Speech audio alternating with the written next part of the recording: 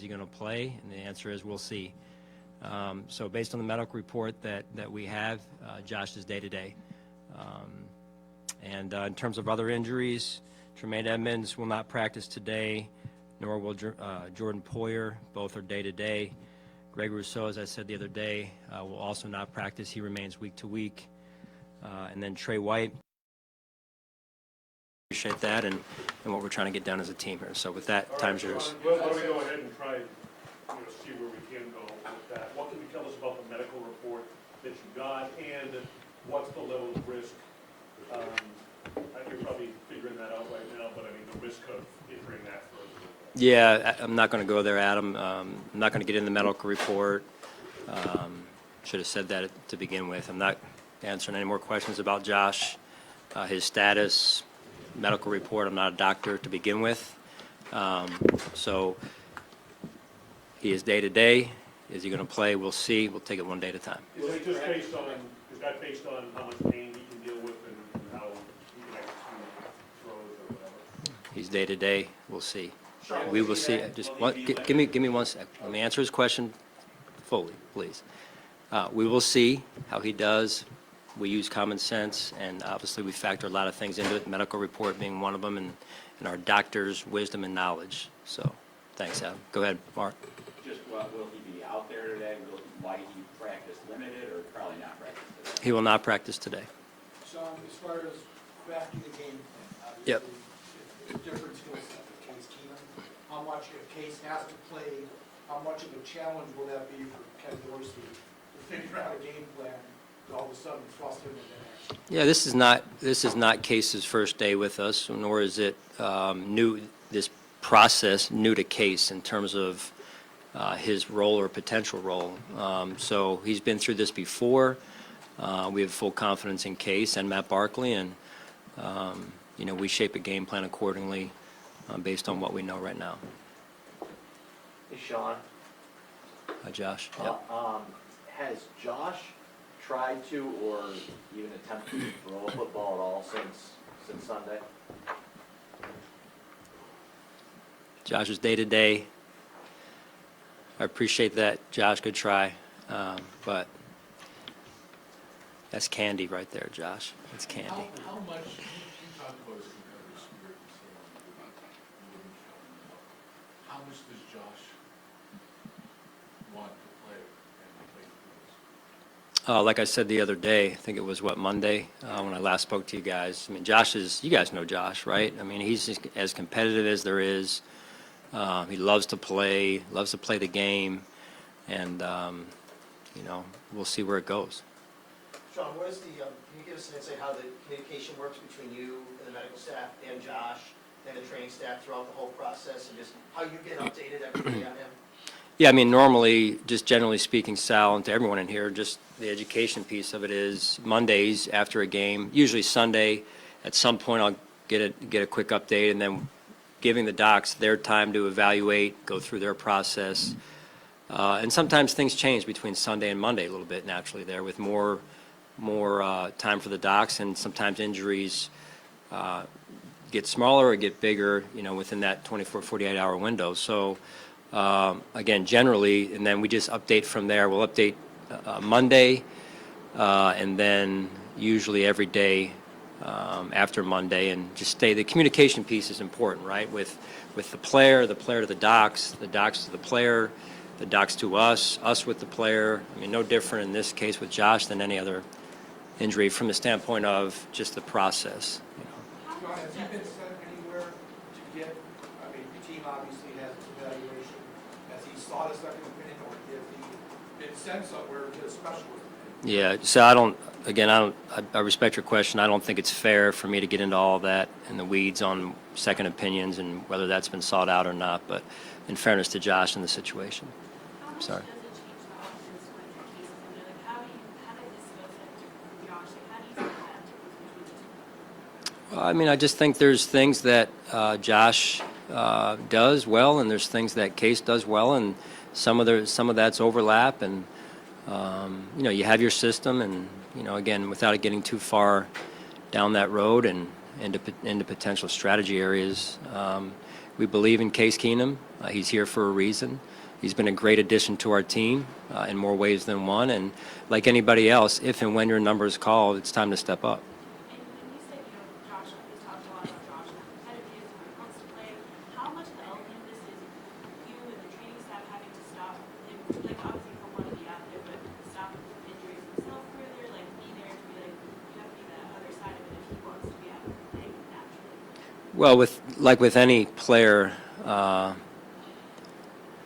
and we look at everything, and health and safety and health and well-being of our players is top priority, number one, before they go back out on that field. And that's my responsibility as a coach and our training staff's responsibility. To your point, is there anything from this injury you can take from,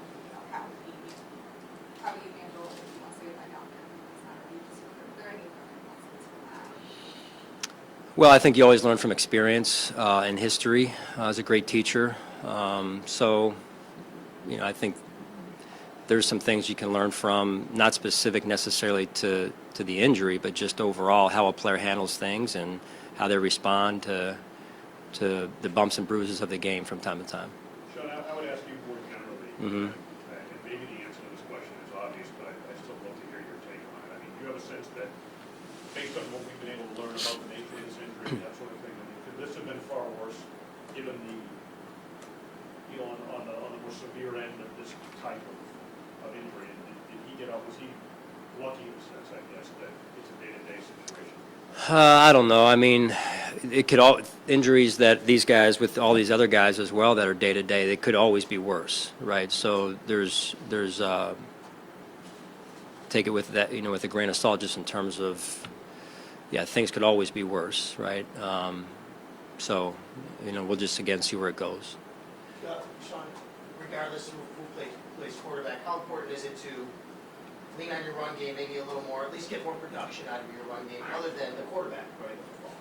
Yeah, I know where you're going with that, Sal. Yes, I mean overall, you really don't want to have that show up on the stat sheet like it did this past week. Josh being the number one rusher and then also throwing like he did, and so everything in balance, everything in moderation is important. Sean, can you explain a little more what you mean by Trey White being day-to-day? Because he had 3 healthy practices last week, not on the injury report, didn't play. Is there an injury status with him now or something like that? No setback, no new information, but I know that's asked about, and I said that last week with Trey also. He was day-to-day in terms of his week preparation and then his status for the game. Coach, forgive me if I missed it. Milano, is he good to practice? He's good to practice, yep. Sean, in a situation like this, what are the benefits of having the relationships that the quarterbacks do with each other? Yeah, very, very beneficial. And that's where that room is, the chemistry of that room, Maddie, is so important, right? With who you have in that room, the types of people, their rapport with one another, their rapport with the coaching staff, continuity as well. Case is new this season, but Matt's been around, and Case is very experienced and has a lot of great feel for the position. Growing up in the family, grew up in number one, being coached there by his dad, and then also just his experience in the NFL. Sean, it seems like it's kind of rare that a trade works out for both teams, but with Steph Diggs, Justin Jefferson, it sure seems like that did work out for both sides. Looking back at that trade as it was kind of coming down, do you remember kind of the thoughts and feelings you were going through, and how happy are you the way it has kind of played out? Yeah, I mean, I think you made a good point. I think both teams are rather happy and pleased with the way it worked out, and I would speak for us that we're certainly happy in the way it's worked out, and obviously they got a great receiver as well. So, Steph has been great for us, and he just adds so much to our football team and the way he plays, the way he approaches the game, and his leadership for our football team. How do you see him? Yeah, I mean, I think just like every week, he prepares himself to play at a high level, and he's done that to this point in the week. It's early, obviously, but, I expect the same from him this week, and so do his teammates. What sort of growth have you seen from him the most in terms of day one comes into the building to where we are years later? In terms of Steph? Steph, yeah. Yeah, definite growth. on the field, off the field, and that's part of coaching. That's the joy of coaching, is watching people develop and grow every year, grow every week in this case, and just been very impressed by his growth, development on the field, the way he handles things, and the great part about Steph is he still knows how to flip the switch, and he has that very aggressive mindset when he's on the field. Sean, you always talk about controlling what you can control. In regards to Josh's injury, is that, not that it's a distraction, but you have to take a step back with all the other things going on because you're thinking about Josh and refocusing back on a 7-1 Vikings team that's pretty talented too? Yeah, I mean, that's the challenge. Part of the challenge is, as most head coaches around the league, not just myself, would say that that's part of the job, right? And so you've got to find a way to manage your time and make sure you keep, things in proper order. So, 7-1 team. They've only lost one game, and that was to the Eagles earlier in the year. Good football team. They do a great job taking the football away, and I believe they're well coached. I know their coaching staff is new, but I have a lot of respect for Coach and what he's done there, and I think they got a good staff overall. I know you preach playing 60 minutes all the time, but this team is very good in the fourth quarter. They've come back a lot. Yep. How important is that this week to make sure that everyone understands a 60-minute football game? Right, they've won a lot of close games. Again, mentioning taking the ball away, and they've won a lot of close games, and that's hard to do. They've only lost once, as I said. A good football team, so we've got to obviously have a good week of practice and be on our A game this weekend. And it'll be nice to be home in front of our fans and our crowd, and getting that 12th man involved. Sean, have you been able to keep up with Harrison Phillips at all? His organization is still pretty active in the Western North community. If you're in practice looking at them on film, how have you done it? Yeah, he's played at a high level, and Harry's he'll always be a guy that I keep track of and stay in touch with. And obviously it's tougher during the season, but we've exchanged a text or two. He looks like he's doing extremely well, and he's just, when you meet good people along the journey in life, it's just, it sticks with you. And that's part of the job, right, that you just come across different people. Harrison's a true class act, and the mark he left on our community, as you guys know, as you referenced, is significant, and we have a lot of respect for him. Sean, how important is it to get more production out of receivers, not named Diggs? You suggested that after last game. Yeah, it's very important, right? Like I mentioned, Jerry, everything in moderation. So we've got to make sure that we're spreading the ball around and everyone's involved. And I think when you have that, you're a little bit harder to defend, and people stay engaged. And so it's all about just continue to develop our roster, develop our football team, and in this case, the offense. Is this situation complicated, the whole Josh Allen situation? We'll see. Like I said, I mean, it's to me just focusing on developing a well-rounded plan is, yes, it's synced, but it's also a little bit separate. Last week, a lot of initiatives, his backup center, a lot of his day-to-day was getting the defense ready, studying the opposing Right. football. How similar is that to what Case is going to do this season? Just, being ready for, if he is to go in, but also preparing the defense, what's that split kind of like during practice? Yeah, I think it's interesting what you find usually with some of the more veteran backups, if you will. They like doing the scout team because it prepares them as well to stay sharp and go through progressional reads and see a rush coming at them and practicing basically against our number one defense, our starting defense. So that's what I've found, and Case in this case has been similar. So you'll see Case practicing against our defense, and then he'll throw a ball and he'll finish by sprinting down the field, and he knows what he needs to do to get himself ready physically, mentally, and spiritually. So that's a pro at work right there. How do you coach and try to correct or improve the challenges you guys have had with turnovers? We talk about it a lot. We work on it a lot in practice, and I think in some ways, maybe not in all ways, it has improved. Early on in the year, we were losing more fumbles, probably so than we're losing current or recently. Recently, it's been more of the interceptions. So we definitely acknowledge it. We don't hide it. I think that's the first step to getting anything corrected, is the acknowledgement of the issue, and then continue to reinforce the fundamental and making good, sound football decisions. So, it's not an easy thing, but it is it's something we've shown that we can do before, and I think it's necessary that we get it fixed. Where would you say Naeem Hines is at in terms of picking up the offense, and would you see him maybe getting a larger role this week? We'll see.